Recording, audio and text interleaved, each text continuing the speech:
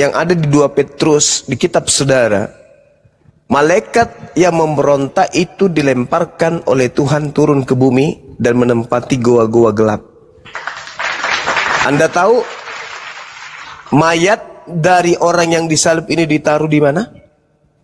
Di goa yang gelap. Anda tahu siapa yang ditemui oleh Maria? Konon malaikat.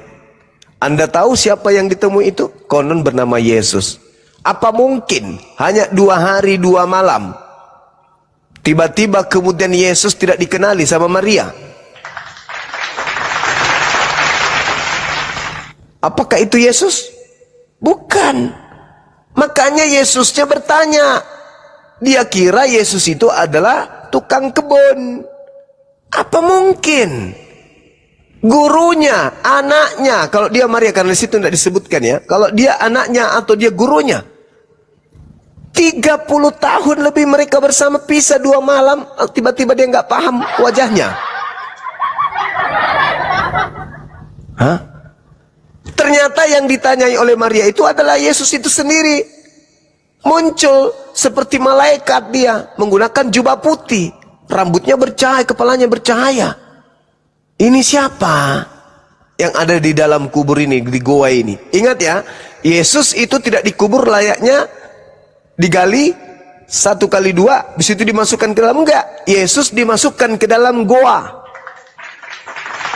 Goa milik orang kaya bernama Yusuf Arimatea.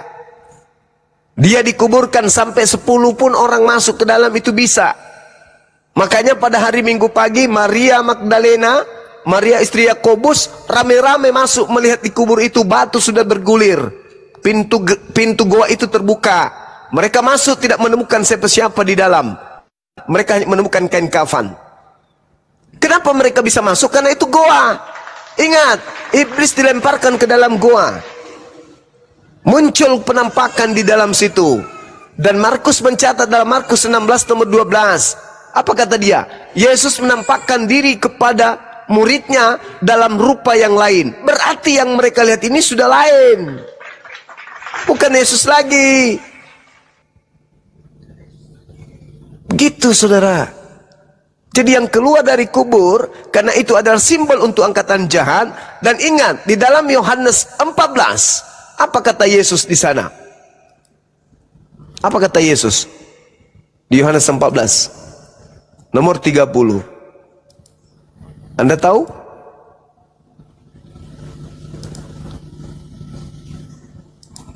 Tidak banyak lagi aku berkata dengan kamu, sebab penguasa dunia ini datang dan ia tidak berkuasa sedikit pun atas diriku. Berarti bukan Yesus yang disalib. Karena iblis berusaha untuk menyalib Yesus. Tapi ternyata Yesus kata, tidak sedikit pun berkuasa atasku. Berarti bukan dia yang disalib. Anda baca Yohanes 12 nomor 31. Sekarang berlangsung penghakiman atas dunia ini. Sekarang itu zamannya Yesus, bukan hari ini. Sekarang berlangsung penghakiman atas dunia ini. Sekarang juga penguasa dunia ini, yaitu iblis, akan dilemparkan keluar. Keluar dari mana? Keluar dari dunia orang mati. Itulah yang merangkak dari kubur. Akulah Yesus yang kau aniaya.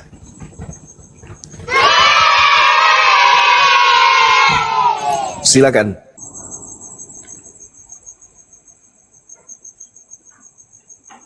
Mas Ha, bantu Mas Ha. Iya. Mas Ha. Iya bang, iya bang. Menurut kamu Mas Ha, salib itu berkat atau kutuk? Bantu dulu, bantu dia Mas Ha. Berkat dong bang. Buset dah. Karena kalau Yesus tidak melewati salib itu, dia tidak berhak menerima hak kesulungan Adam bang. Kan kita sering ngomong itu kan bang Andi. Nah, jadi Yesus itu Bang Zuma, Yesus itu sama seperti Habel.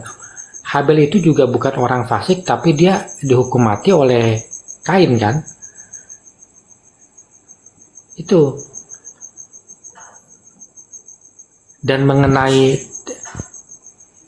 tadi Bang Zuma mengatakan tentang Lukas 20 angka 44 itu, ketika Yesus bertanya kepada murid-muridnya, jika Mesias itu adalah Jika Mesias itu adalah keturunan Daud, kenapa Daud memanggil dia tuannya?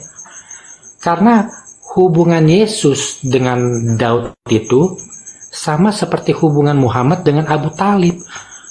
Hubungan darah ke atas, Bang, bukan hubungan darah ke bawah. Nah, gitu aja dulu, Bang, ya. Iya, betul. Oleh karena itulah kemudian tuannya Daud ini diselamatkan oleh Elohim sampai tuannya Daud ini duduk di sebelah kanan Elohim, menyaksikan musuh-musuhnya menjadi tumpuan kaki daripada Yesus. Bukan sebaliknya, Yesus hancur oleh musuh, enggak. Justru musuh ini hancur oleh Elohim. Itu dalil. Saya enggak bawa dari Mazmur, terlalu berat. Saya bawa dari Kisah Para Rasul 2. Itu analisa daripada Lukas. Lukas ini adalah seorang peneliti sejarah.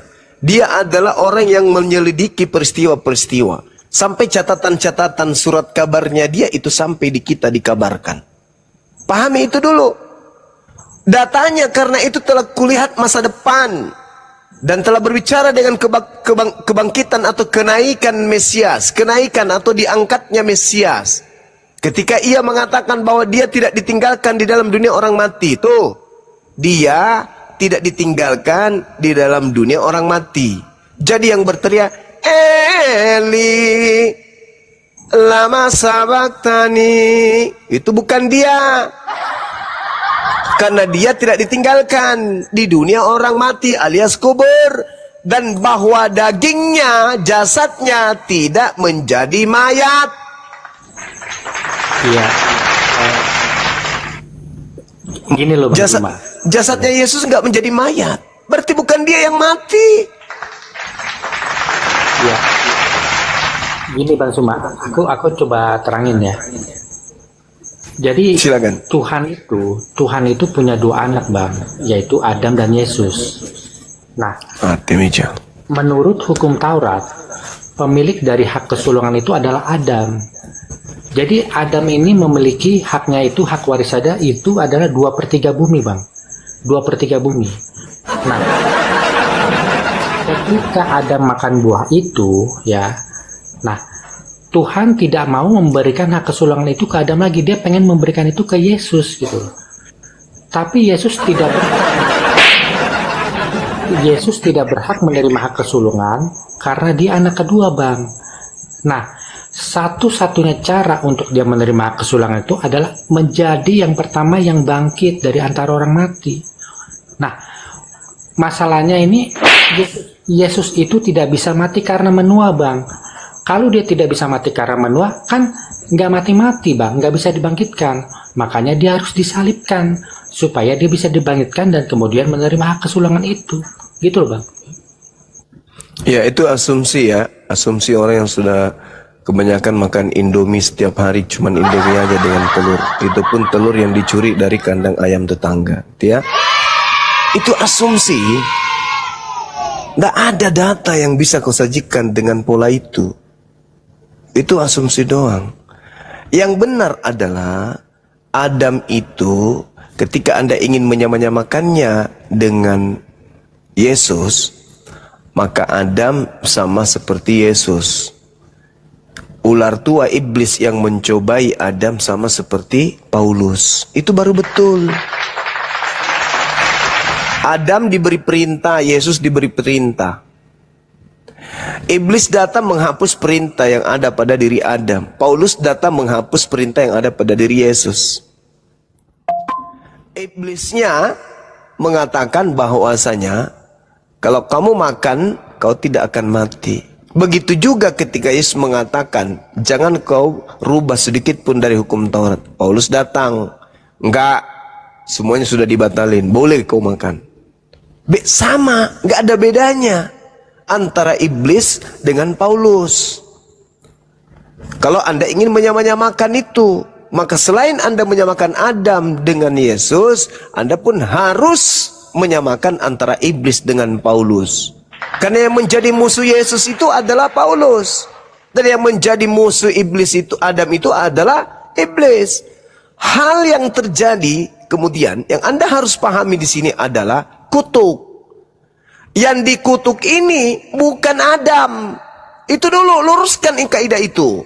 Bukan Adam yang dikutuk. Yang dikutuk adalah iblis. Bukan Yesus yang dikutuk. Yang dikutuk adalah iblis. Berarti yang mati terkutuk adalah iblis, bukan Yesus. Mati terkutuk bukan Adam, tapi iblis. Itu catat itu. Jadi kalau Anda kemudian mencoba untuk mengakal-akali, lebih baik Anda menggunakan data yang ada. Kejadian 3 yang dikutuk itu adalah sibilisisis. Kejadian 3 nomor 14, terkutuklah iblis. Mana dalilnya Adam terkutuk? Nggak ada. Jadi buat apa? Buat apa Yesus mati untuk nebus kutuk? Sedangkan yang dikutuk antara iblis dan kakeknya Adam adalah iblis. Kalau dia datang untuk menebus kutuk, berarti dia menebus kutuk iblis. Berarti iblis sudah lolos dari kutukan. Itu baru betul. Iblis yang dikutuk. Yesus datang menebus kutuk. Berarti kutukan Tuhan kepada iblis, Yesus bebaskan. Berarti iblis sudah merdeka. Bebas dia, nggak dikutuk lagi. Tapi iblisnya pintar. Diputarnya kemudian fitnah. Aku datang untuk mati loh. Mati untuk apa? Untuk kutuk Tuhan yang ada kepada Adam dan keturunannya loh. Matamu suwe. Kapan Adam dikutuk dengan keturunannya? Kapan? Galatia 5, Kejadian 5 nomor 2. Adam keturunannya laki perempuan semuanya diberkati oleh Tuhan. Yang terbukti dikutuk itu sibilisisis. Jadi ngapain kau datang? Aku datang untuk nebus dosa Adam dan keturunannya loh. Apa kau bilang? Di mana Adam dan keturunan berdosa? Yang dikutuk itu adalah iblis. Jangan ngomong-ngomong. Aku cuman pura-pura loh nebus dosa Adam dan keturunan. Padahal yang kutebus dosa itu adalah kakekku, isi iblis itulah tua itu. Yang percaya kepada penyaliban sebagai berkat itu hanya keturunan sibilisisis. Gitu, saudara Kajiro. Kecuali Anda ingin menunjukkan kepada kami ini, ada data di dalam kitabnya orang Yahudi, bahwa yang dikutuk itu Adam, baru Anda bisa kemudian mengajarkan konsep akal-akalan itu tadi. Selama itu tidak Anda tunjukkan, maka tak ada bisa masuk. Pertama, dalam Al-Quran saya mengatakan, fatalaqqa Adamu min rabbih kalimatin fataba alaih, innahu huwat tawwabur rahim. Kejadian 5 nomor 2, Adam dan keturunannya itu diberkati oleh Elohim, laki dan perempuan. Yang ada di Kejadian 3, yang dikutuk hanyalah iblis. Kalau Yesusmu datang menebus kutuk, maka kutuk siapa yang ditebus? Iblis. Maka benarlah kata Yesus, yang ingin menyalibkan Yesus, yang ingin membunuh Yesus hanyalah anak-anak sibilisisis. Hei, kenapa kamu ingin membunuhku? Aku ingin melepaskan kutuk moyangku. Yang mana? Ular tua. Karena hanya dengan darahmu moyangku bisa dilepaskan dari kutuk. Wow, keren. Jadi cobalah renungkan dan pikirkan pakai akal, jangan cuma akal-akalan. Silakan. Mr. 09 mau masuk nggak?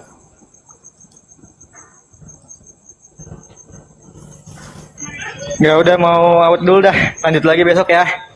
Thank you ya teman-teman ya semua. Oke, saudara Mister. Pakai akal sehat ya, bro. Akal sehatnya dipergunakan ya.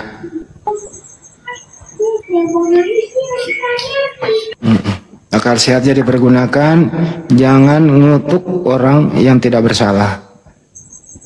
Lanjut Mas, kenapa lo mengutuk orang yang tidak bersalah? Gini Bang Andi. Itu kan kita semua itu kan punya bin kan, punya bin bapak kan. Nah, kalau bin bapak terus terus lanjutan bapak kita punya bin, kakek kita punya bin lagi, terus kan kita semua pasti akan ketemunya di ujung, yaitu di Adam kan. Nah, Yesus ini kan lahir dari perawan, artinya dia tidak punya bin, ya kan? Berarti dia nggak nyambung ke Adam dong, logikanya begitu kan? Ya kan? Nah, sekarang kita lihat polanya Bang Zuma di dalam perjanjian lama itu ya. Adam itu punya 2 anak, Kain dan Habel, ya. Abraham juga punya 2 anak, Ismail dan Ishak. Tuhan juga punya 2 anak, Adam dan Yesus. Abraham mengorbankan anak keduanya Ishak. Tuhan mengorbankan anak keduanya Yesus. Habel anak kedua dibunuh Kain kakaknya. Yesus anak kedua dibunuh tentara Roma keturunan Adam anak pertama. Coba deh ada hubungannya ini semua Bang Zuma. Gitu loh, ya. Itu kalau Anda akal-akali seperti itu adanya, Anda lupa di dalam kitabnya orang Yahudi sudah jelas sekali Tuhan mengadakan permusuhan antara keturunan Adam dan keturunan iblis. Tapi jangan lupa, keturunan iblis ini itu tidak akan mungkin muncul melakukan permusuhan kepada manusia dengan cara membawa pentungan, dengan cara membawa senjata, lalu kemudian datang memerangi musuhnya, yaitu kita anak Adam. Tidak. Tapi caranya adalah wa ikhwanuhum yamuddunahum fil ghayyi tsumma la yuqsirun. Apa itu? Iblis akan datang mencari saudara-saudaranya dari golongan keturunan Adam. Jadi iblis akan menjadikan sebagian dari keturunan Adam ini menjadi saudaranya, menjadi penolongnya, menjadi pembantu, menjadi prajuritnya. Untuk apa? Untuk mengaplikasikan kejadian 3 nomor 15 bahwa iblis menghancurkan manusia dengan menggunakan manusia. Maka setiap ada tindakan kemaksiatan, ada pelaku, ada korban. Pelakunya kemaksiatan ini adalah pasukan iblis yang digunakan oleh iblis, tangan perpanjangan iblis untuk menghancurkan musuhnya manusia yang lain. Maka ketika Anda berbicara Kain Habil, itu bercerita tentang apa yang menjadi penggenapan dari kejadian 3:15. Aku akan mengadakan permusuhan antara engkau dan perempuan ini, antara keturunan dan keturunannya. Itu jadi kita akan dihancurkan.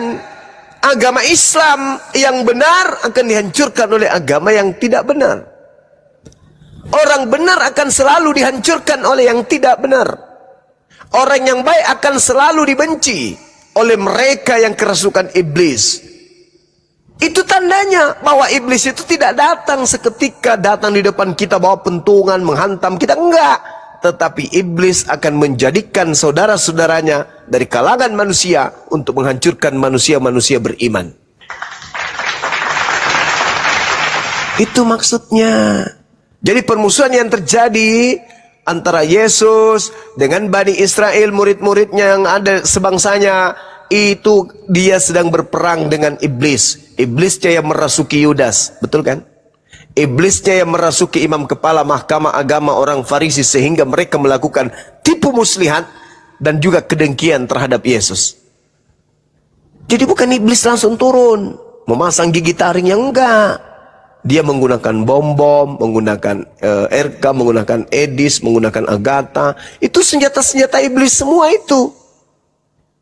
Itu saudara-saudara iblis semua yang dipakai oleh iblis sebagai senjata untuk melumpuhkan keturunan Adam. Begitu kawan. Jadi sama seperti Paulus.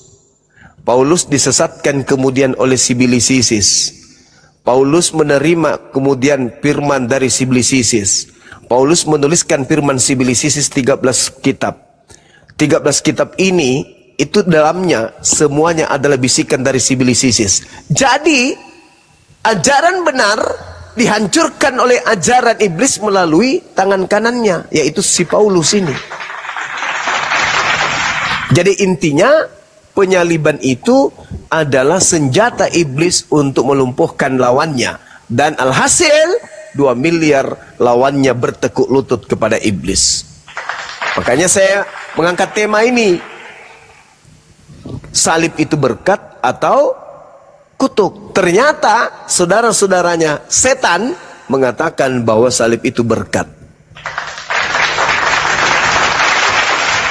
Seperti itu kawan.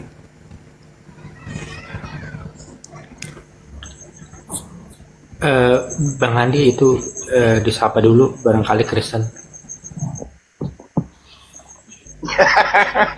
Si Otang, selamat malam. Aduh, kok Jiro sampai kayak gitunya kalau nggak bisa jawab. Minta bantuan. Si Otang, selamat malam. Woi.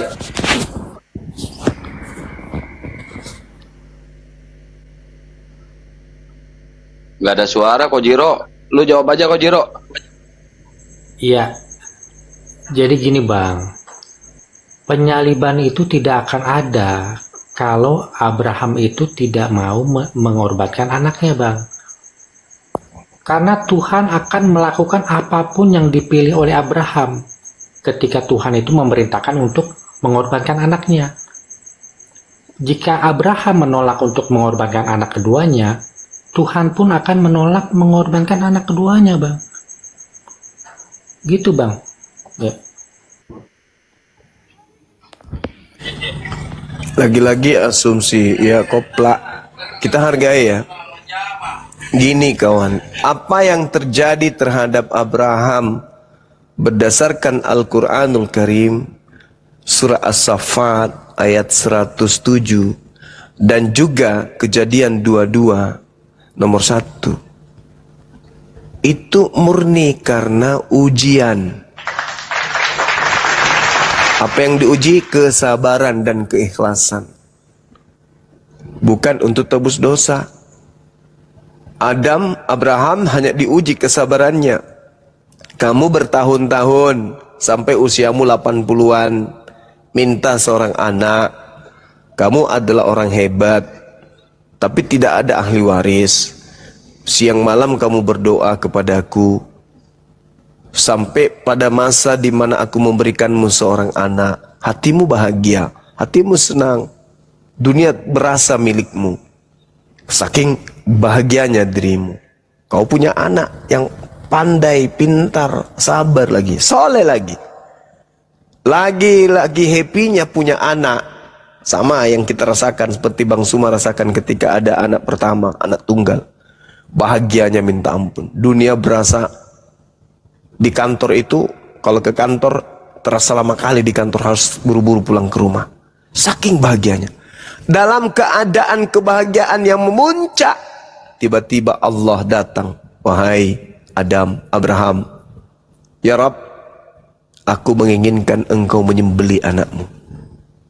Ujian. Kalau dia lebih memilih bersabar dan ikhlas, pasti ridha atas perintah Allah. Toh dia akan mengatakan, dia yang memberikan anak ini, dia minta kembali. Ya mau kayak mana lagi?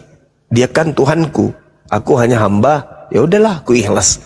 Ikhlas dia. Sampai dia tanya anaknya, Tuhan meminta engkau untuk aku sembelih. Lakukan wahai ayahku. Apa yang diberitakan oleh Tuhanmu silakan. Aku ikhlas, aku ridha. Bayangkan. Maka disembelihlah kemudian anak tersebut dan Allah menggantikannya dengan hewan. Lolos dia dari ujian. Andai saja dia tidak mau, berarti dia ingkar.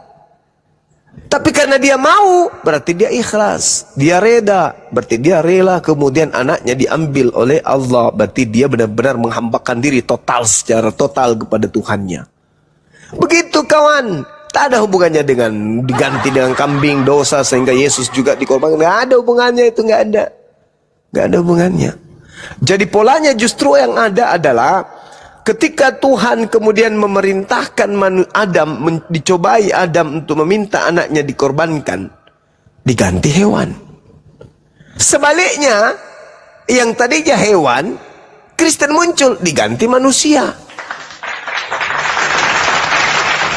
Jadi memang lucu Kristen ini suka membantai, kemudian apa yang diperintahkan Tuhan dibantah semuanya. Ya, di situ kekeliruan yang mendasar. Silakan. Ya, itulah yang dimaksud dengan perjanjian lama dan perjanjian baru, Bang Zuma. Perjanjian lama adalah penyembelihan kambing atau domba setiap tahun di hari Paskah. Perjanjian baru adalah penyembelihan Yesus di tahun 30 Masehi.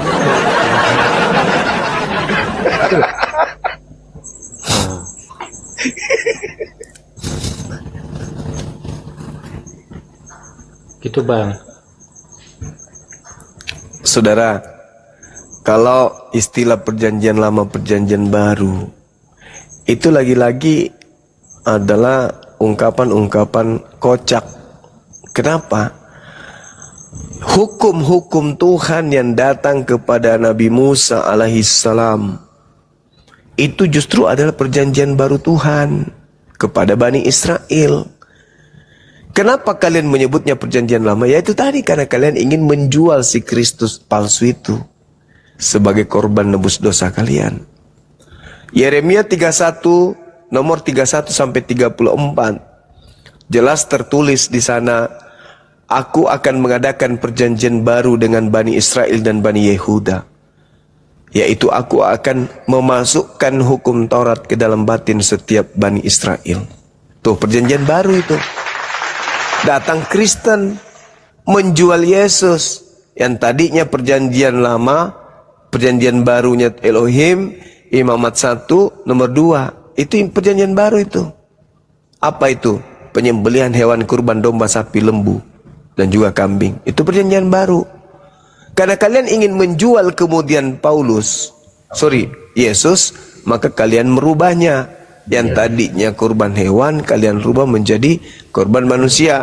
Dan Anda mengatakan kitabnya orang Yahudi itu adalah perjanjian lama, demi untuk mengangkat Kristus yang kalian tuhankan ini sebagai perjanjian baru.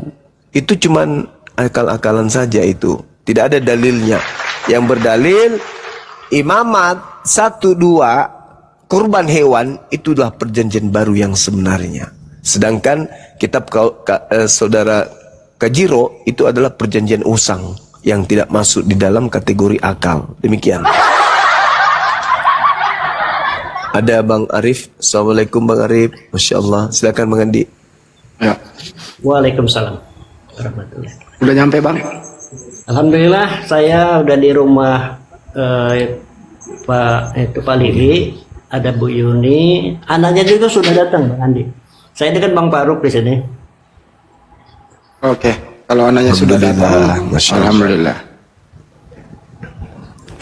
Langsung mungkin Ibu Ridanya itu atau Ibu Yuninya naik itu digedein biar on cam. Enggak, yang on cam yang on cam yang Pak Arif apa yang Bunda Rida? Bunda Rida lah. Yang mau on cam. Bunda Rida. Yang Bunda Rida, oke. Bisa melalui akun Pak Arif juga bisa. Sembarang nah, aja itu di sana. Nah, itu maksud saya.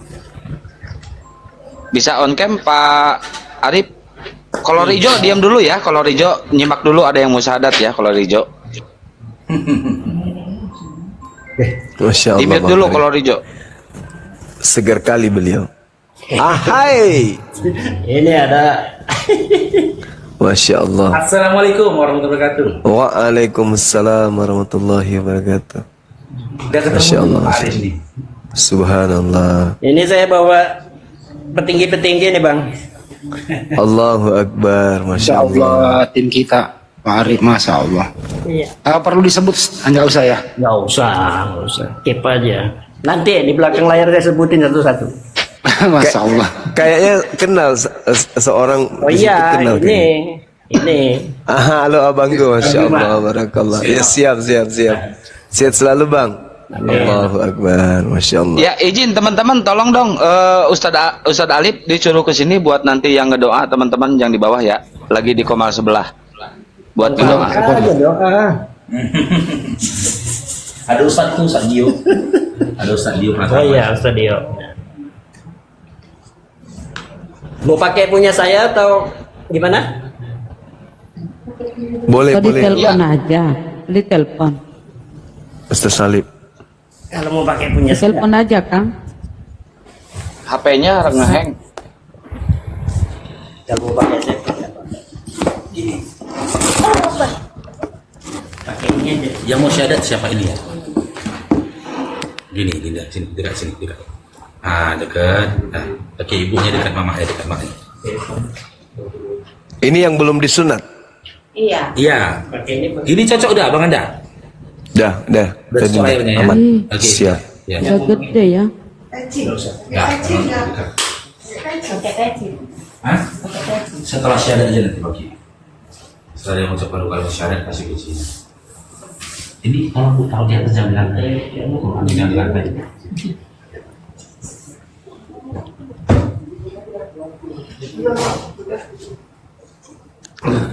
Silakan Bang Handi, mungkin ada yang ingin ditanyakan kepada adik kita ini.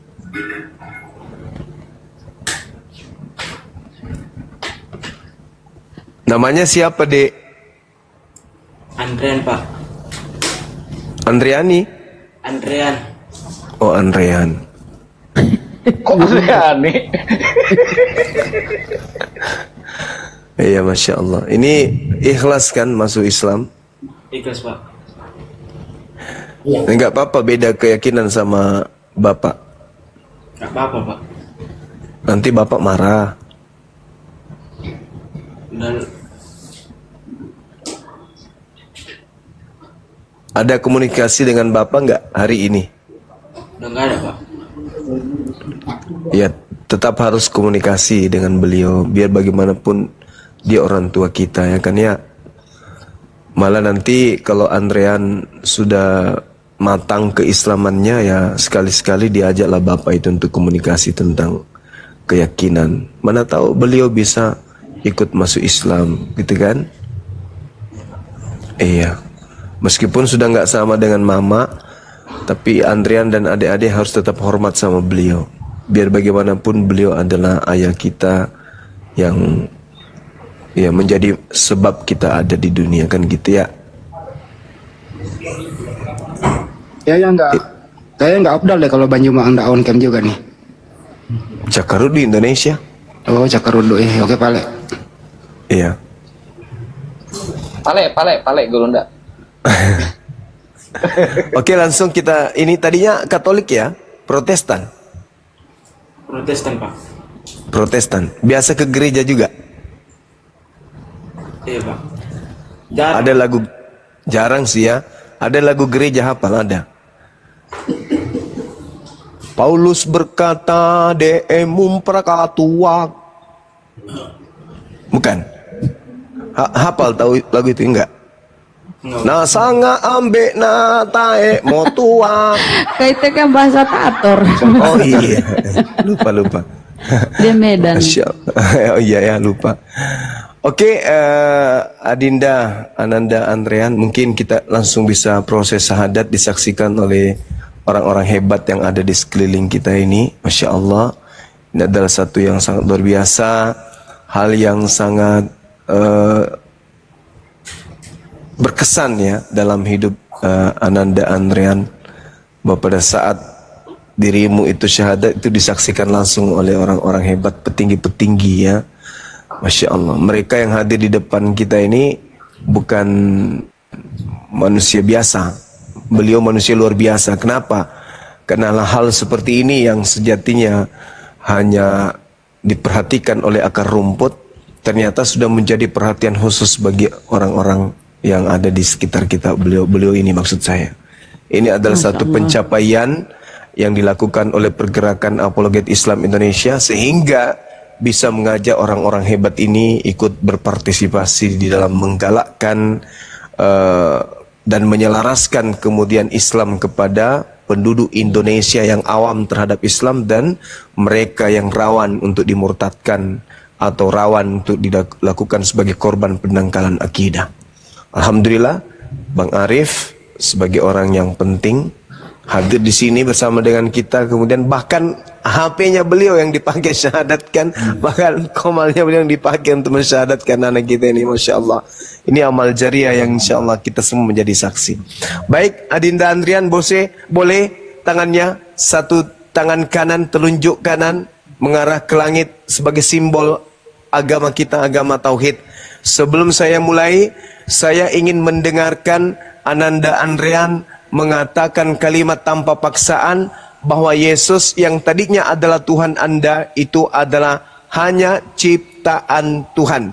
Yesus hanyalah ciptaan Allah Subhanahu wa ta'ala. Bisa Anda ucapkan itu? Bisa? Bisa, Pak. Dipaksa atau tidak? Tidak, Pak. Silakan Anda ucapkan. Yesus hanyalah makhluk ciptaan Allah Subhanahu wa ta'ala. Silakan. Yesus hanyalah ciptaan dari Allah. Allahu Akbar, Masya Allah. Baik, Anda sudah menanggalkan akidah yang lama, sekarang berikrar bahwa tiada Tuhan selain Allah. Ikuti saya. Bismillah. Bismillah. Ar-Rahman. Al-Rahman. Ar-Rahim. Al-Rahim. Dengan menyebut nama Allah. Dengan menyebut nama Allah. Yang Maha Pengasih. Yang Maha Pengasih. Lagi Maha Penyayang. Lagi Maha Penyayang. Asyhadu. Asyhadu. Allah. Allah. Ilaha. Ilaha. Illallah. Illallah. Wa asyhadu. Wa asyhadu. Anna. Muhammadan. Rasulullah. Aku bersaksi bahwa tidak ada Tuhan selain Allah. Dan aku bersaksi bahwa Nabi Muhammad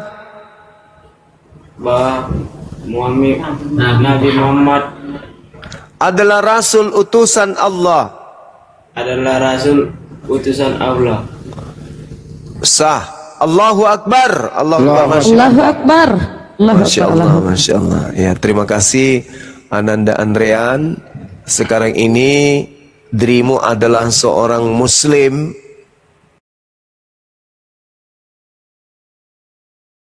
yang harus mempertahankan dalam keadaan beragama Islam apapun yang terjadi di depan. Nyawa sekalipun. Nah, jangan mau diganggu akidahnya, jangan mau dipretelin akidahnya, jangan mau dipengaruhi keluar dari Islam. Ingat, keselamatan hanya ada dalam ajaran agama Islam. Mati di luar Islam, kekal di neraka. Itu yang harus Ananda paham. Tanamkan itu baik-baik dalam benak Ananda dan keturunannya nanti. Selanjutnya saya serahkan kepada adinda saya, Adinda Dio, untuk mendoakan anak kita ini, adik kita ini, kiranya beliau bisa istiqomah dan dimudahkan dalam urusan-urusannya dalam hal dunia dan akhirat. Demikian Adinda, silakan.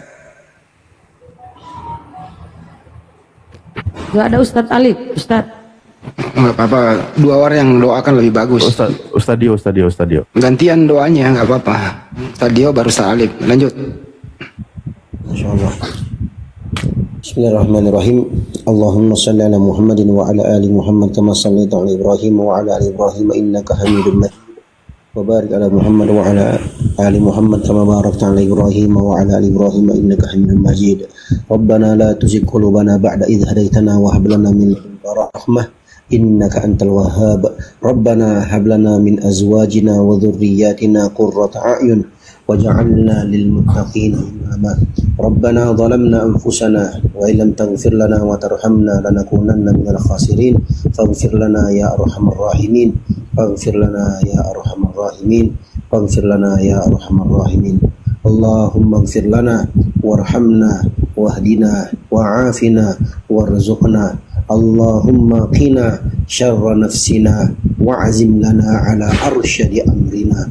Allahumma qina syarra nafsina wa'azim lana ala arsyadi amrina. Allahumma ighfir lana ma asrarna wa ma a'lanna wa ma akhta'na wa ma amadna wa ma alimna wa ma jahilna. Rabbana la tuzigh qulubana ba'da idh hadaitana wa hab lana min ladunka rahmah innaka antal wahhab.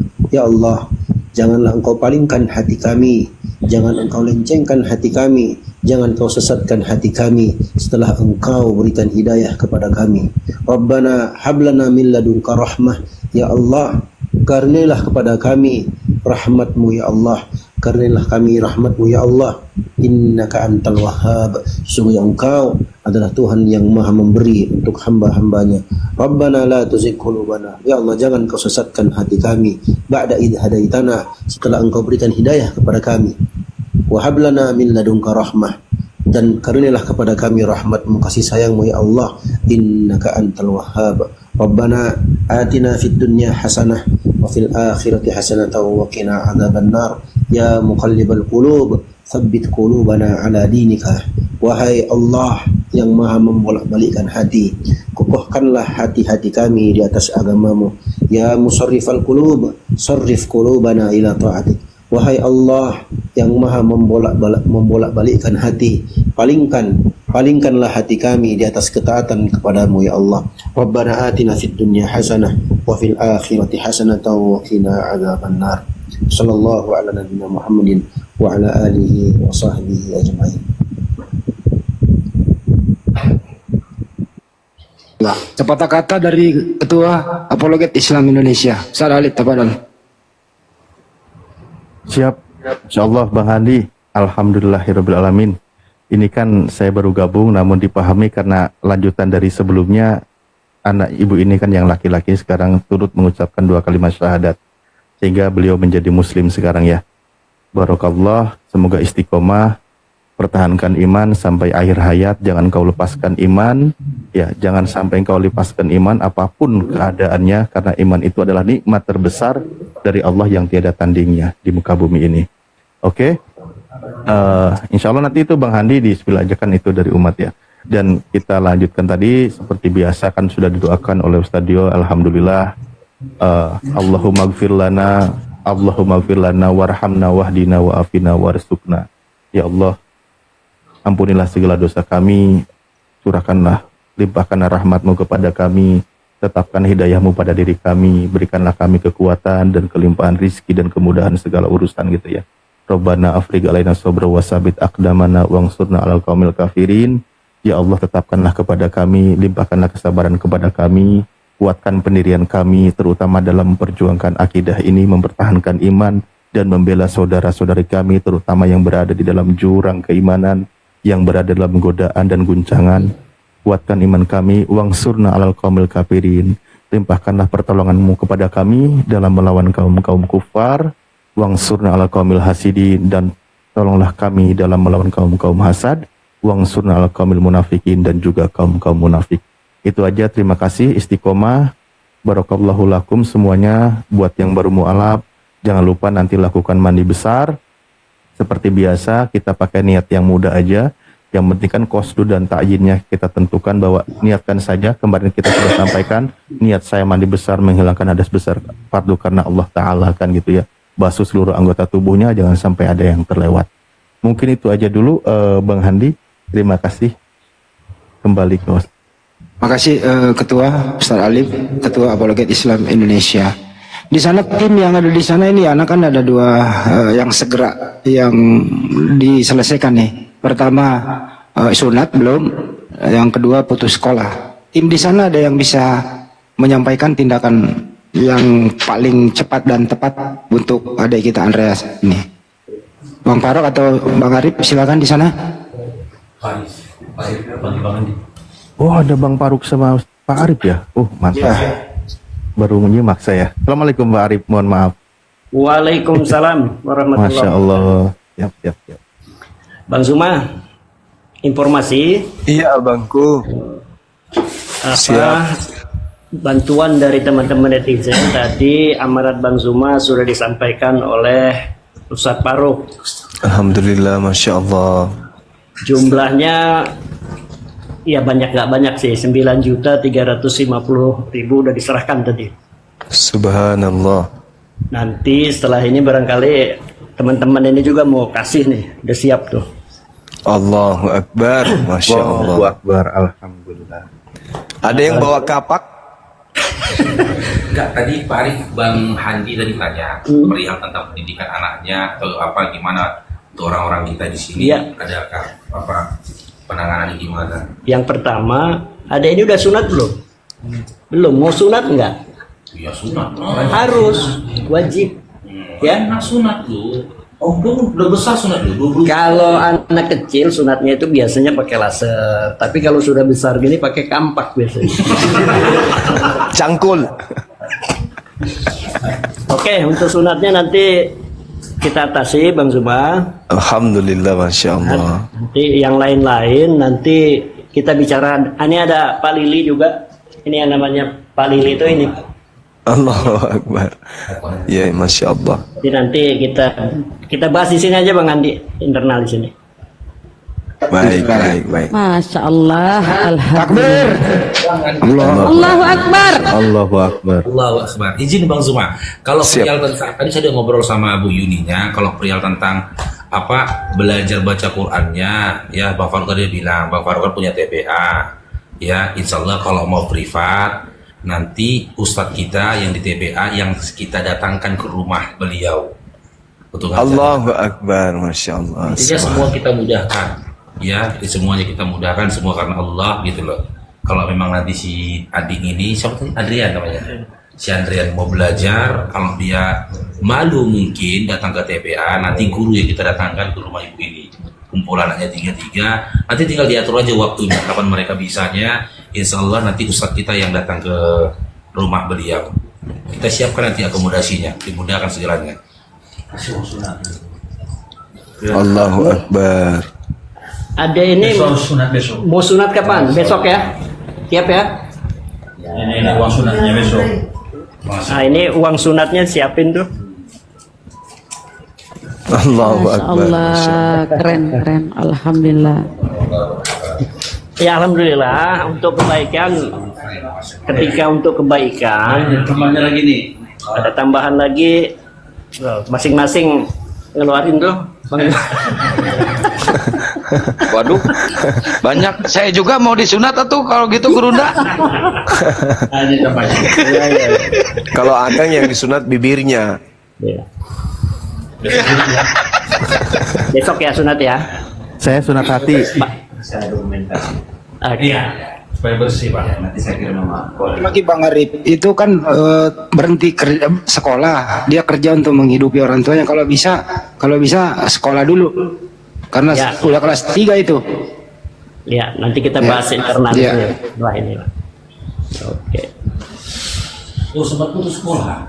Yang nggak mau ini aja dia karena kami sudah ada musibah ini udah nggak usah sekolah dulu lama. Oh, dia itu berhenti sekolah karena takut ancaman bapaknya, betul ya? Nah, gitu. Dari tanggal 18 kemarin. Tapi kalau nggak ada ancaman lagi mau sekolah. Ini yang urusan ancaman ini sebelah saya ini nanti di lapangan. Aman itu Bang Handi? Masya Allah. Masya Allah. Akbar. Kalau bisa besok ada tim mengantar dia masuk sekolah lah. Besok pagi insya Allah ada tim mengantarin dia. Sunat dulu. Sunat dulu ya, bener juga sih, sunat dulu.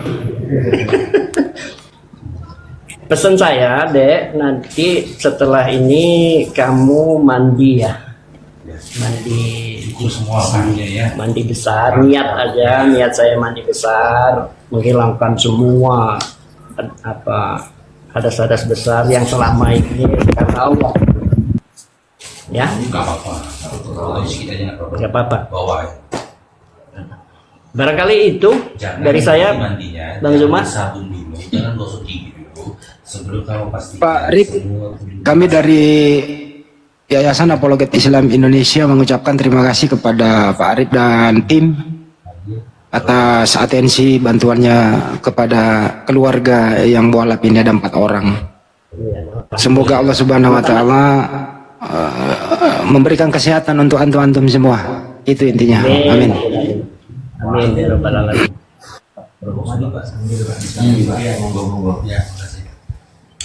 Tinggal di mana? Barangkali itu dari saya. Lanjut. Ustaz Tio, Arif. sehat-sehat selalu. Terima kasih. Siap-siap abangku. Masya Allah, jazak. Bunda Rahma, kita belum jumpa, nanti saya ke Makassar. Masya Allah, Insya Allah, Bang. Sehat selalu ya, Bang ya. Masya Allah, Amin. perhatiannya. Bareng gue Pak Arif ke Makassar. Siap. Kalau sama Pak pejabat jalan itu kita pasti dapat Garuda VIP. Nggak ekonomi. Banyumak ya, tunggu ya, Banyumak ya. Waduh, Masya Allah, persatuan umat muslim ya. Kita itu umat Islam itu bersaudara ya. Dah, saya tutuplah camnya lah. Nah, sekarang ada yang mau nanya-nanya ke Adek Andriani, silakan. Gimana rasanya sekarang setelah mengucapkan berikrar 2 kalimat syahadat? Gimana rasanya hatimu? Bang. Jadi yang murtad itu hanya Bu Lili. Siapa Nuis?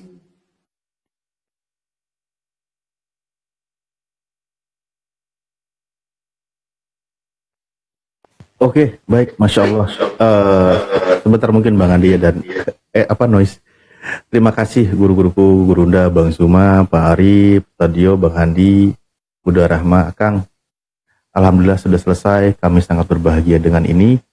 Dan untuk Pak Arif beserta tim yang ada di sana juga ada Bang Faruk, semoga sehat selalu, menjadi asbab dimudahkan segala urusan, disehatkan badannya, dimudahkan, dilancarkan segala urusannya, kan gitu ya.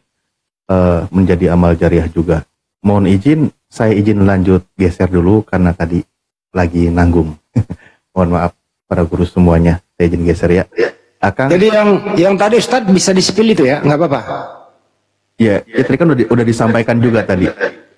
Itu bentuk penyerahannya kan itu bukti lah gitu kan. Tadi kan nominalnya sudah disampaikan oleh Pak Arif kan gitu.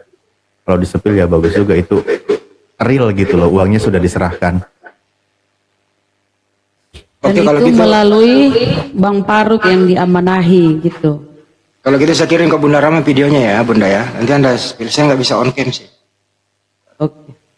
Tunggu ya, saya kirim sekarang. Ini akunku bisa on. Itu Bunda saya kirim, bisa di spill aja Bunda. Untuk apa namanya ya, pertanggungjawaban kepada jamaah. Silakan Bunda. Ya. Siap, Bang Handi.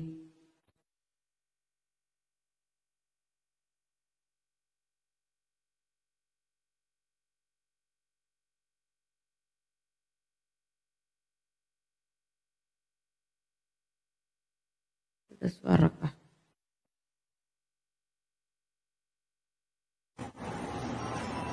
Dihitung dulu uangnya.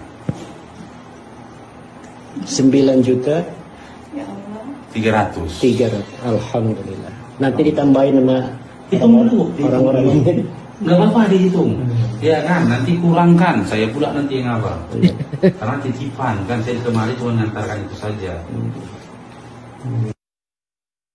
Jadi itu amanah ya dari para donatur ya, para ahli sedekah ya. Saya videonya untuk dokumentasi ke Bang Zuma ya.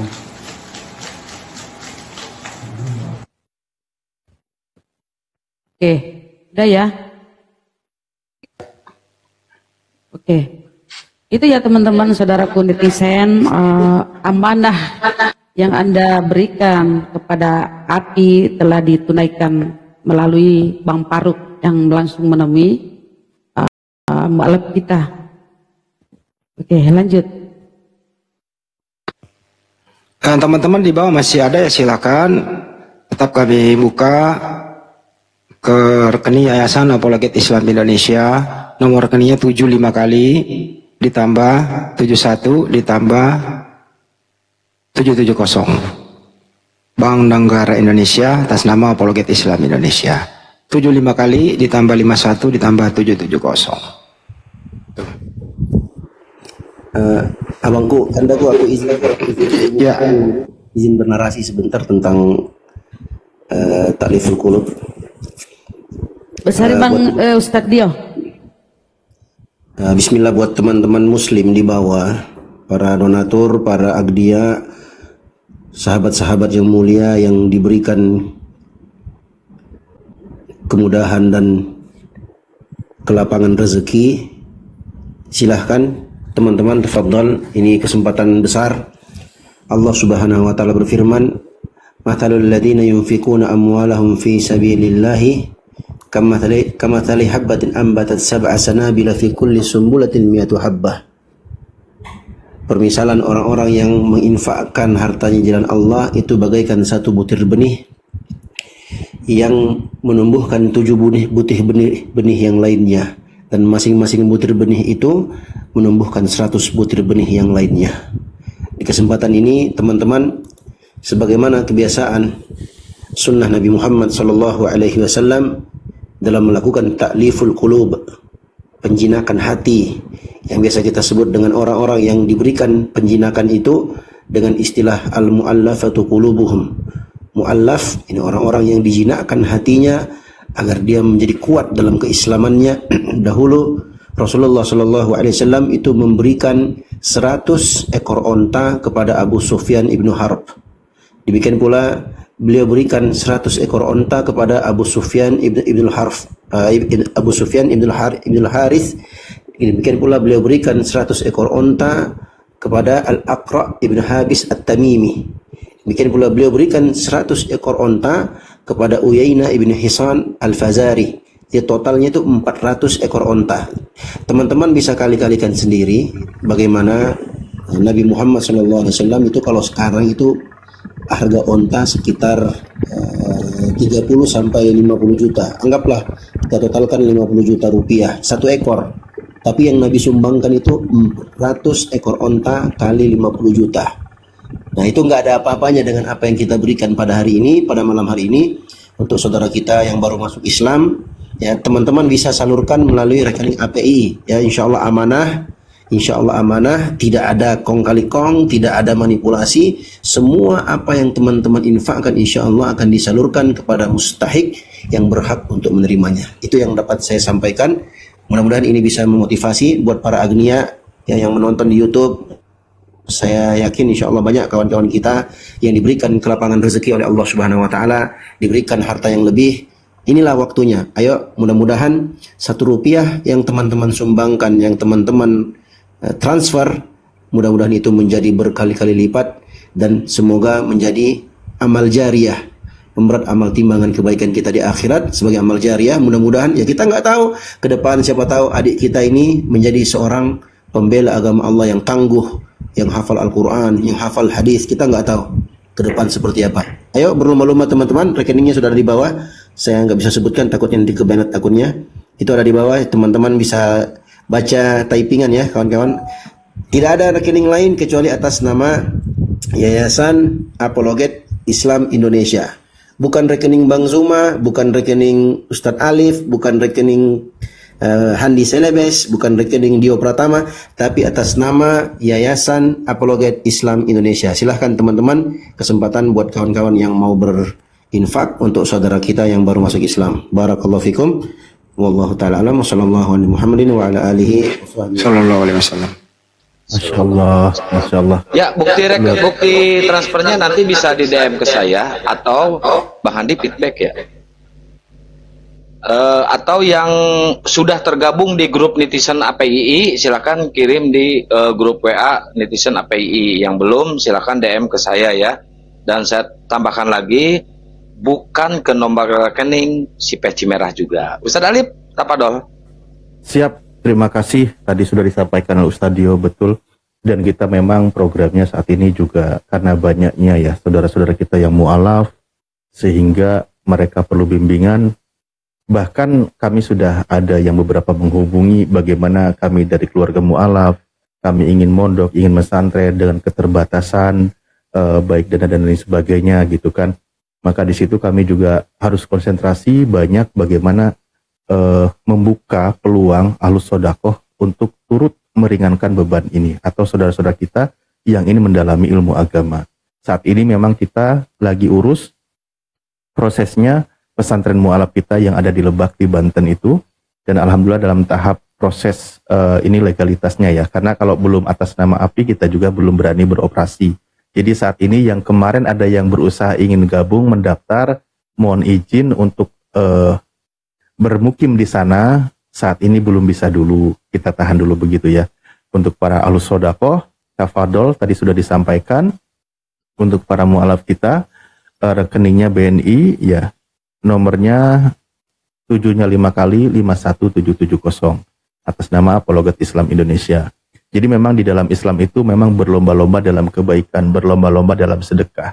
Nggak kayak di entah sebelah ono, nggak usah kayak ginian, karena mungkin mereka udah ditebus jadi aman.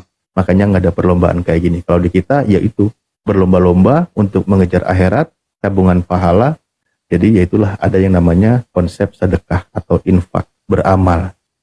Gitu. Oke, itu aja dulu. Akang, mohon maaf ya. Saya izin geser di Gurunda dan semuanya, Bang Handi, Tadio, Pak Ari, Bunda Rahma, Bu Rida, semua. Terima kasih. Karena tadi nanggung lagi diskusi di sebelah. Saya turun dulu. Assalamualaikum warahmatullahi wabarakatuh. Siap, Ustadz. Waalaikumsalam warahmatullahi wabarakatuh. Ya, lanjut Bang Andi. Selanjutnya ada namanya namanya sama nih, Andreas juga nih. Nah, Andreas, bagaimana Andreas? Andreas yang satu nih yang baru naik nih, bukan Andreas yang baru syahadat. Ini Anda mau syahadat juga sekarang bagaimana? Halo, selamat malam. Ya, gimana? Mau syahadat juga? Belum? Ya, berapa kali diheng ini akunku ini ya. Baru aktif. Ya udah, nanti kita lanjut ya.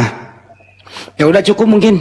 Ada Andreas yang on cam bahwa kamu sekarang udah muslim. Pertama besok disunat, terus sekolah. Ya. Kalau ada sesuatu hubungi tim aja yang ada di sana. Oke, cukup untuk adik kita yang ingin masih memberikan bantuan, ya kami dari Apologet Islam Indonesia, rekening udah jelas di sana ya. Terima kasih semuanya, tim Bang Parok, Ustadz Arif dan tim, antum semua luar biasa.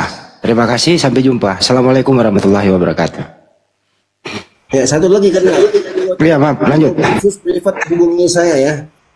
Yang mau privat nanti itu bersama Bang Zuma, nanti teman-teman bisa hubungi saya. Ya, sudah ada flyernya, kita sudah siapkan kursus Bible bagi teman-teman Kristen yang mau kursus sama Bang Zuma, boleh hubungi saya. Ya, nanti kita hubungkan, insya Allah Taala yang siap ya, sekaligus nanti syahadat setelah selesai kursus ya, buat teman-teman oten ya, khusus ya, bukan untuk Muslim. Lanjut. Haji bagus nggak ada di list gitu loh ya. Oh, naik kan susah. Mana Andreas? Kok turun? Takut dia privat. Takut kursus. Takut syahadat dia.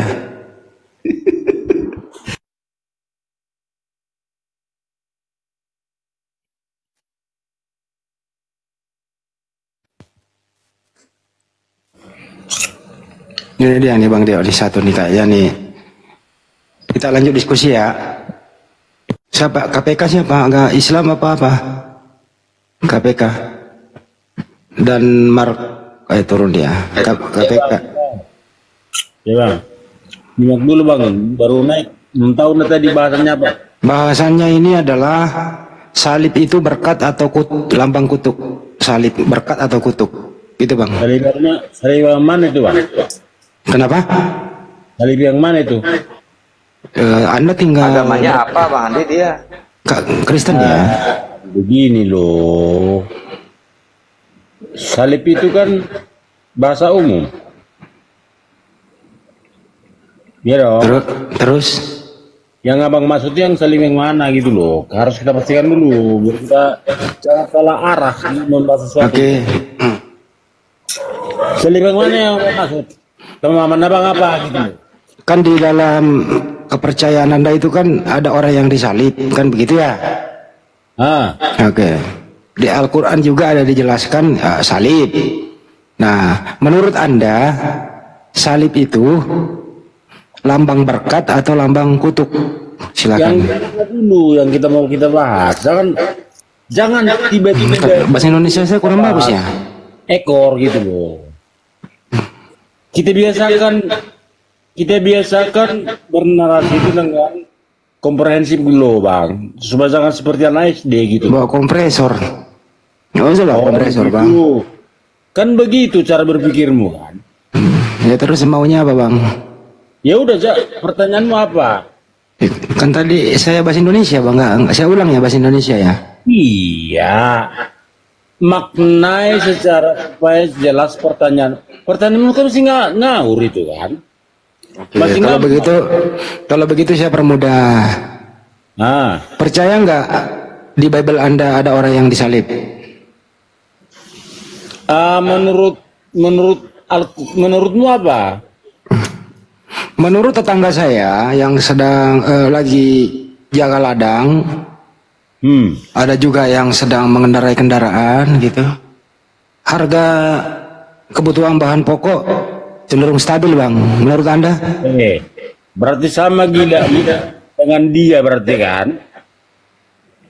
Kan artinya kan saya sedang berhadapan dengan orang ODGJ. Dan ODGJ. Gak apa-apa, biarin aja.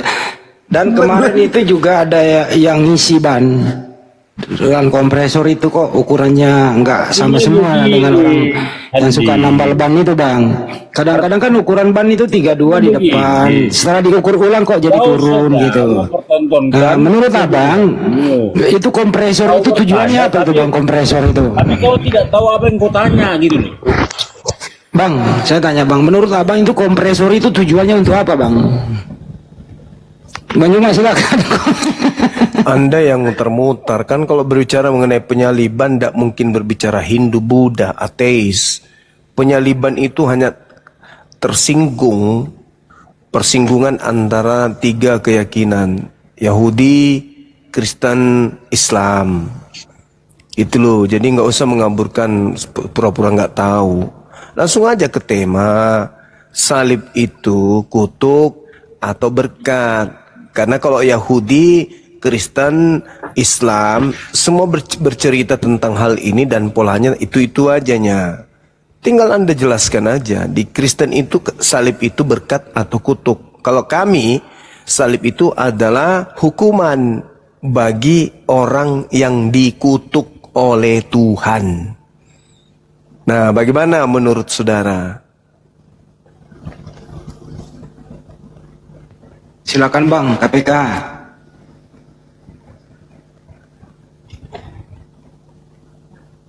Bro, dibuka mic-nya bro.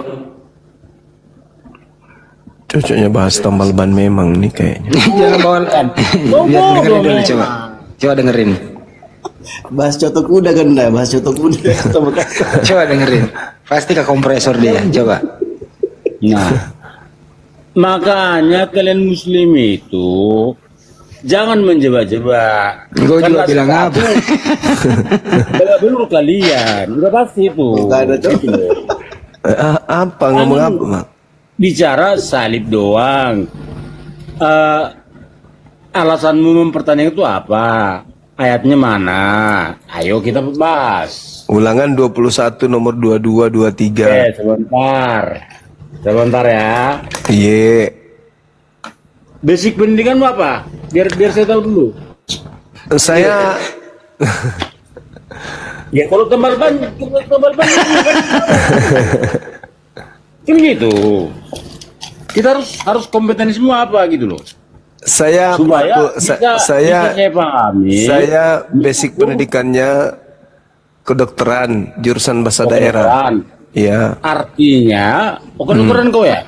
Iya. Yakin? Yakin lah, masa sudah ngomong kok.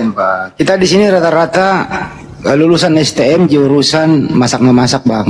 Silakan. Masak-memasak. Artinya ini mempertontonkan kebodohan berarti kan? Nah, STM mempertanyakan salib kan, filsafat kan udah jauh kali itu. Kujelaskan pun gak bakalan ketemu gitu. Kira-kira seperti itu. Abang sendiri lulusan mana, Bang? Hal yang sia-sia gitu loh. Abang ini lulusan apa rupanya? Hah? Abang ini lulusan apa? Bukan kalian mempertanyakan sesuatu, berarti kan kalian punya dasar untuk mendebat, kan gitu. Bang Pipo kan parah, Bang Jima ini lebih parah dari Pipo. Bukan. Ten, saya mau tanya sama kau, Ten. Hei, KPK, hei, diam kau. Aku mau tanya sama kau. Kau siapa ini? Pengawas, beliau pengawas. Siapa ini? Dia itu pengawas kompresor, dia pengawas kompresor seluruh Indonesia, Bang. Oh gitu. Berarti Ya. berarti dia bengkel ya, berarti rendahan ya, yang di pinggir-pinggir jalan itu ya. Kok bengkel kok rendahan, Bang? Enggak, ya emang rendahan lah. Emang rendahan yang di pinggir jalan itu kan. Kalau Anda sendiri kerjaannya apa, Bang? Dibandingkan dengan aku, maksudku gitu loh. Iya, Abang kerjaannya apa, Bang? Enggak, bukan urusanmu. Artinya saya menyimpulkan bahwa kualitas dia di bawah aku jauh gitu. Oke, lanjut. Yang mana yang mau kalian tanya? Udah ditanya pun tadi, udah ditanya pun, oh, dasar dongok. Kamu ditanya itu Bahlul, salib itu kutub atau berkat? Apa? Apa? Yang mana? Itu Bahlul, salib itu berkat atau kutub? Salib yang mana ini sekarang ini? Salib oten, salib yang ada digantung di mana, di lehermu atau di kelaminmu itu, dongok. Nah, yang mana itu yang kau maksud? Yang kau bayangkan itu? Salib itu Tuhanmu, yang digantung itu Tuhan kau, itu yang digantung yang namanya Kristus di Bukit Tongkora itu berkat atau kutub? Orang gila. Cakar juga mulut kau nanti ini. Orang gila. Kau dari tadi mengatain orang bodoh, rendah, hina, gila. Itu ada beberapa jenis. Kau gitu sendiri orang gila itu yang menyembah makhluk yang dikutuk. Itu orang gila.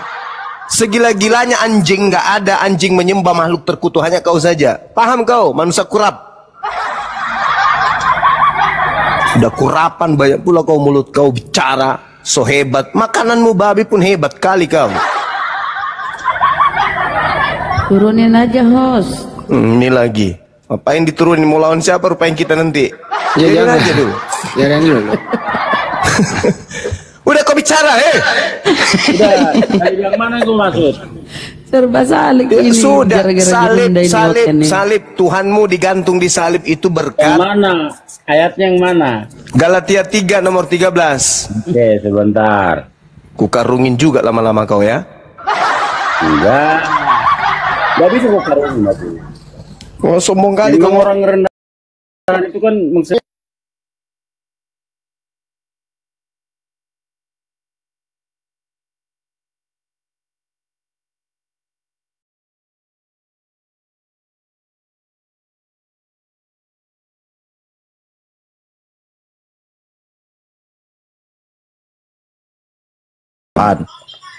Tuhan kok dibawa? Katanya Tuhan betul dibawa. yang mau bilang itu berkuasa. Makanya iblis lebih berkuasa daripada Yesus. Ya makanya ya iblis lebih berkuasa, bisa membawa Yesus.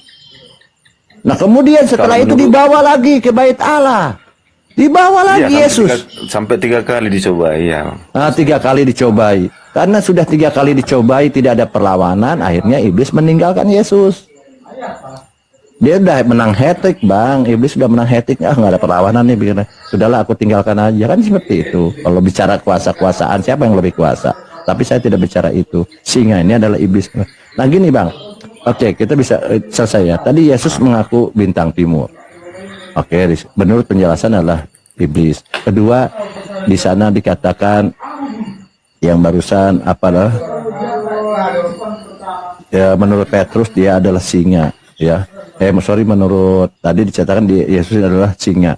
Tetapi ternyata singanya adalah iblis. Wah, ini bahaya nih. Kenapa selalu Yesus ini diidentik dengan iblis? Nah kan, bukan kata Islam loh ya. Kata mereka. Kan ngeri ini. Iya. Selalu sama Yesus dengan iblis sama. Yesus berkuasa, iblis berkuasa. Ada 2 orang yang berkuasa. Walaupun ceritanya yang bahasa kegelapan, kuasa ini, tidak masalah itu. Kok ada yang 2 kekuasaan? Kalau dalam Islam tidak ada yang punya kuasa di 2. Hanya 1 tuh yang berkuasa, ya Allah Subhanahu Wa Taala. Semua di bawah kuasanya. Kalau ini ada yang sejajar dengan iblis, disandingkan dengan iblis, walaupun beda cara lah ya. Kemudian gini Bang, kenapa Yesus ini memberitakan Bible ini dengan menggunakan iblis? Itu ngeri juga Bang. Kalau ya tadi mengatakan Yesus mengaku iblis dan digelari singa, singa adalah iblis, Yesus adalah iblis. Kemudian kenapa dalam prakteknya, pengajarannya, ya Yesus menggunakan iblis? Silakan, Bang. Itu udah aku bilang tadi Bang, itu hanya sebagai lambang loh Bang di tafsirannya itu. Lambang iya Bang, kan ini serius bener Bang. Yesus ya diutus loh Bang. Iblis ini diutus oleh Yesus loh Bang untuk memberitakan Bible. Bagaimana bagai lambang lagi ini? Udah jelas ya Yesus mengutus loh. Mengutus loh. Siapa Bang Yesus? Iblis. Di segi mana itu diutus iblis Bang? Ya makanya ini saya gini Bang ya. Makanya kadang-kadang ya, teman-teman Kristen kurang paham gitu. Makanya saya ini diskusi ini, kenapa saya belajar gitu ya. Saya ingin tahu, oh ternyata Islamnya begini, Kristennya begini gitu ya. Coba Abang buka Markus 3:14.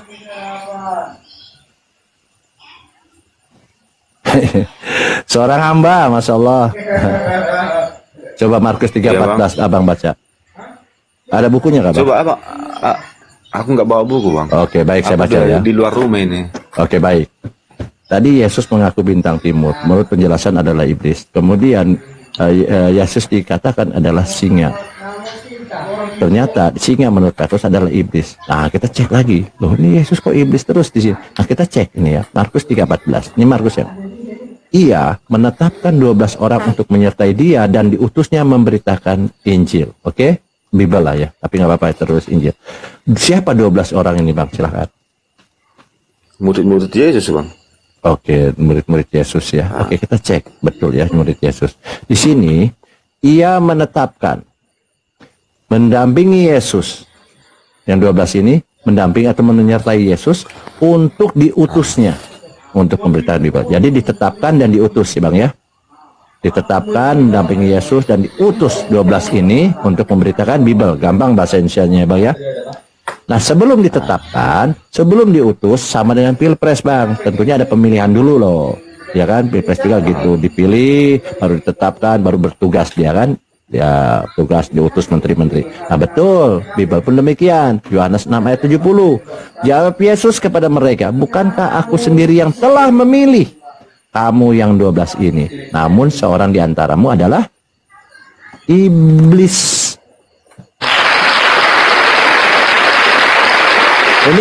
Ini menurut Yesus loh ya. Jadi yang 12 ini salah satunya adalah siapa Bang? Ya juga iblis. Kan dirasuki iblis. Saya jangan ditambah-tambah dulu di sini. Dikatakan salah 12 orang ini adalah salah satunya iblis. Nanti prosesnya kita tahu ini adalah Yudas kan, kita tahu ya. Kita sudah tahu. Tapi kalau Yesus sudah menghakimi ini, kita tidak boleh bantah. Karena yang menghakimi adalah Yesus sendiri.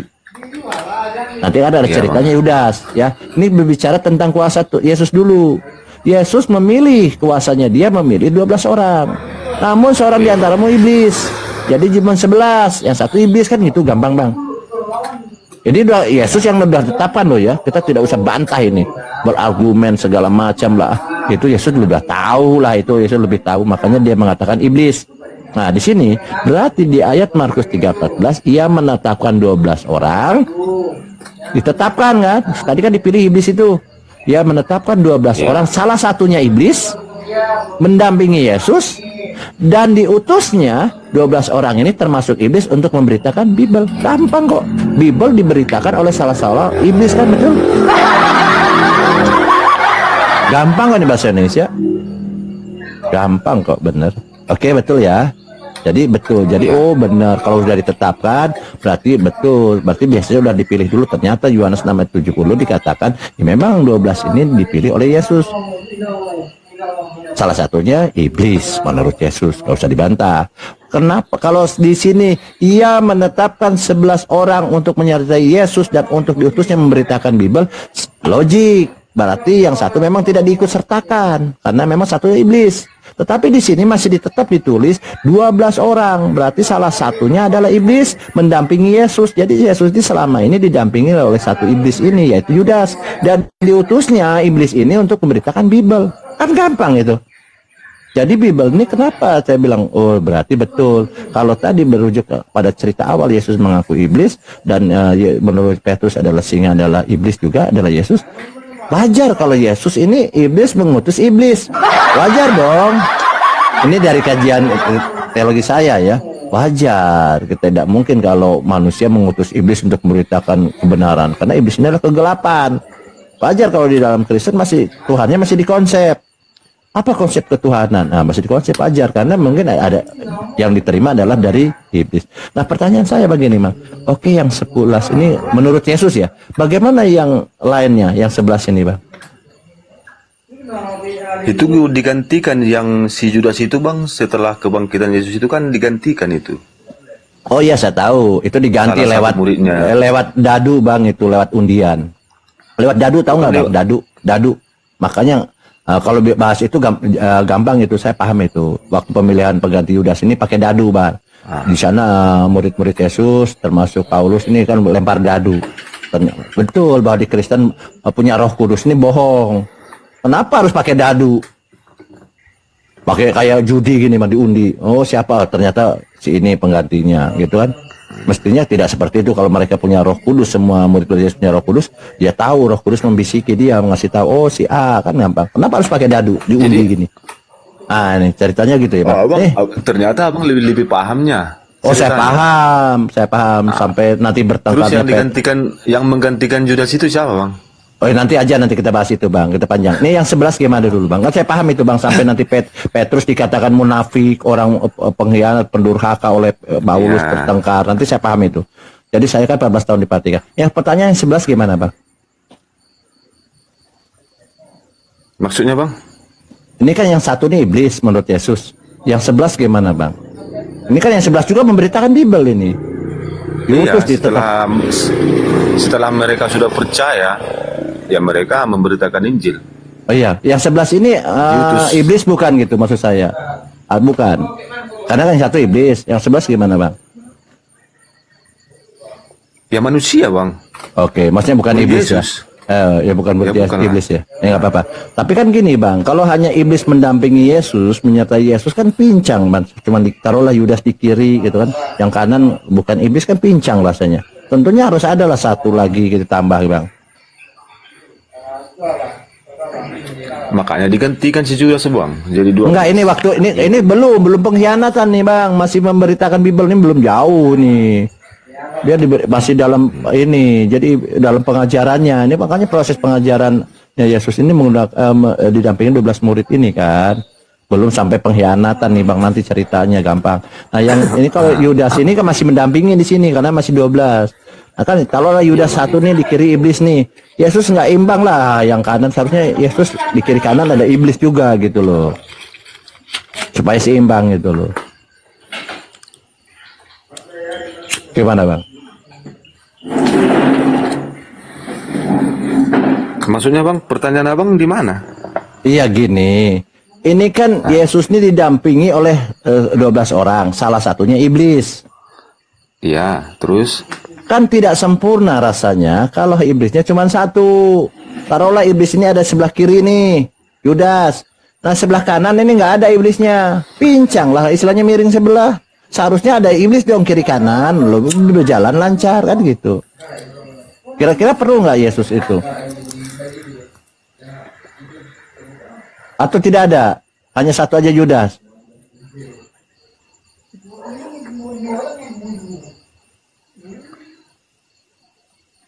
Ya tentunya perlu, Bang. Tentunya perlu lah, Bang. Perlu satu lagi biar seimbang, balance gitu. Ya keperluannya untuk apa, Bang? Itu ya kan keseimbangan tadi lah salah satunya. Biar pengajarannya lebih hebat kan. Kalau iblisnya banyak, lebih banyak iblis kan lebih bagus kan.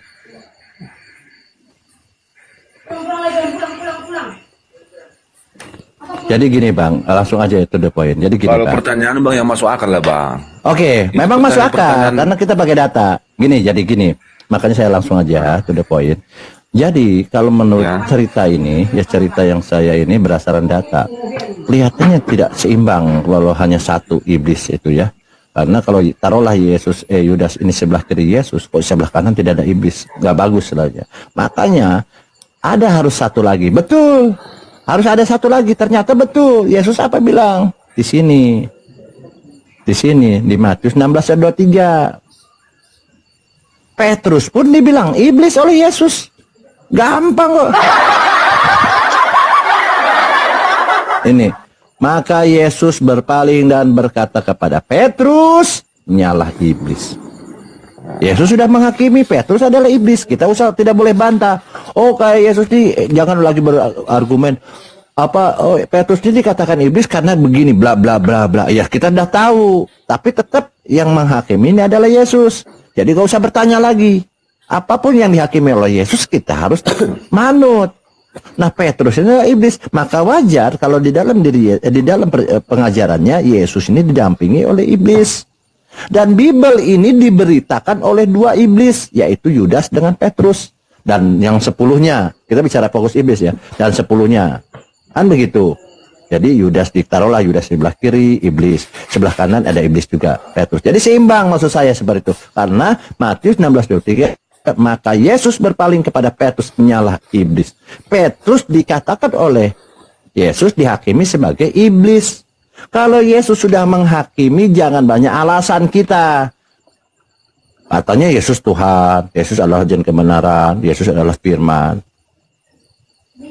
Kadang-kadang orang masih ngotot, seolah-olah menolak. Sudah memang udah begini tertulisnya, Yesus yang ngomong kok. Jadi betul bahwa Bible ini diberitakan oleh 12 orang, 2 diantaranya iblis, yaitu Yudas dengan Petrus. Jadi hati-hati abang kalau ketika belajar Bible, hati-hati nih. Oh, Bible ini yang datang diajarkan oleh melalui iblis atau tidak, hati-hati. Makanya ada yang Kristen itu kan banyak macam nih. Mereka saling bidatkan. Nah, ini yang saya khawatir. Kalian kenapa saling bidatkan sesama Kristus? Karena ada iblis di sana yang sudah diangkat oleh Yesus untuk memberitakan Bible. Yesus yang menghakimi kok. Yudas dihakimi iblis, Petrus dihakimi iblis. Jangan bantah. Oke, terus selanjutnya gimana, Bang? Ini kan udah keputusan penghakiman Yesus ya. Yesus adalah hakim. Itu ya udah diputuskan. Kamu tidak setuju atau tidak setuju, terima. Begitu kan kalau Yesus ngomong. Nah, bagaimana yang 10, Bang? Silahkan, Bang.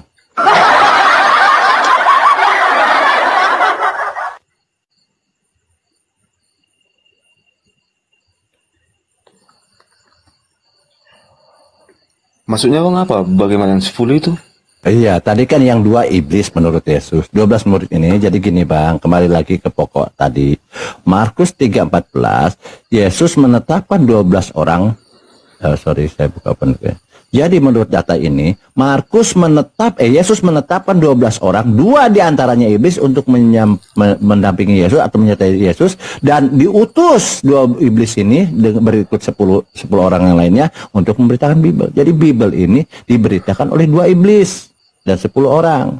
Nah, yang pertanyaan saya, yang 10 orang ini apakah iblis juga atau bukan? Silahkan. Yang 2 udah pasti menurut Yesus adalah iblis. Silahkan yang 10 gimana? Nah, kalau yang 10 orang itu Bang, di sana mereka pada saat itu masih ragu-ragu kepercayaannya. Jadi kalau si Petrus sama si Judas udah bulat. Artinya sebelum menyaksikan kebangkitan itu, langsung termasuk ke-12 murid itu, yang makanya dibilang 2 diantaranya itu kan karena sudah memutuskan di hatinya bahwa Petrus harus menyangkal dan Yudas harus berkhianat. Dan yang 10 ini masih ragu-ragu sebagai kita manusia dah. Karena belum kebangkitan kan, belum percaya mereka.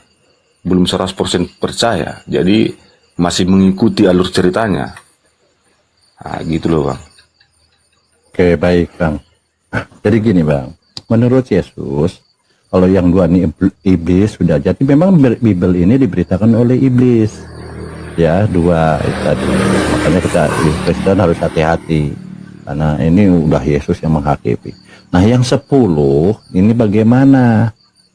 Kok Yesus ini masih menggunakan tangan-tangan iblis untuk memberitakan Bible? Seharusnya kalau logika kita ya, kalau Bible ini adalah bukan kegelapan, adalah kebenaran, seharusnya tidak mungkin menggunakan iblis. Tapi apa boleh buat, data mengatakan itu 12 orang ini tetap dijadikan untuk mengajarkan, memberitakan Bible. Nah, kita pasti tahu iblis ini adalah orang yang kuasa kegelapan, penyesat, akan menyampaikan sesuatu yang tidak benar dengan tipu dayanya. Gini Bang, gini, kalau yang abang pertanyakan itu maksudnya yang 10 orang ini bagaimana, yang 2 orang ini bagaimana? Ya, 2 orang sudah fix, kalau yang 2 orang sudah fix, itu iblis menurut Yesus. Kalau yang 2 orang itu udah membulatkan hatinya bahwa dia harus menyangkal. Iya, pokoknya udah, kita apapun alasannya lah mau menyangkal apa, tapi Yesus sudah tahu itu. Yesus kan kuasa, Bang. Jadi udah tahu bahwa mereka 2 iblis itu. Kalau yang 10 orang itu kan masih ragu-ragu, belum 100% percaya. Benar Tuhan itu atau tidak kah? Yang jadi masalah itu saya itu kenapa Yesus sudah tahu iblis kok diutus gitu loh, memberitakan Bible gitu kan, seharusnya ditolak lah, minimal yang 10 aja lah gitu. Yang 2 ini udah iblis ini kan gitu. Tapi Yesus masih menggunakan itu kan, logikanya harus 10 orang kan logikanya. Tetapi yang pertanyaannya yang 10 ini Anda bilang masih ragu-ragu. Betul ya? Gini Bang, karena kalau tidak saja si Judas itu bunuh diri, kan ceritanya kan bunuh diri itu Bang Judas. Oh itu bukan itu endingnya nggak masalah. Sebelumnya saya ini, Yudas ini sudah dipilih dari awal iblis. Udah dipilih iblis ini, Yesus tahu, makanya tidak usah lagi berdebat. Oh nanti Yudas ini begini, nggak usah berdebat karena sudah diputuskan oleh Yesus, dipilih jadi iblis itu dari awal. Makanya saya bilang ini ibaratnya pilpres. Ini kita sudah dipilih dari awal. Sudah dipilih bahwa yang dipilih ini iblis, yaitu Yudas, karena Yesus tahu kan Yesus punya kuasa, punya pengetahuan, punya keilmuan, punya mujizat, makanya udah dipilih dari awal iblis. Nah, kemudian Petrus pun sudah ditentukan iblis, padahal penyangkalannya nanti. Tapi penobatan dia atau penobatan sebagai iblis sudah diambil dari awal. Tapi dua iblis ini tetap diangkat oleh Yesus, ditetapkan, diputuskan, diutus untuk memberitakan Bible. Kan ngeri ini Bang, Bible diberitakan oleh 12 iblis, oleh 2 iblis. Nah yang pertanyaan yang 10, Anda yang 10 tuh gini Bang, lanjut aja ya daripada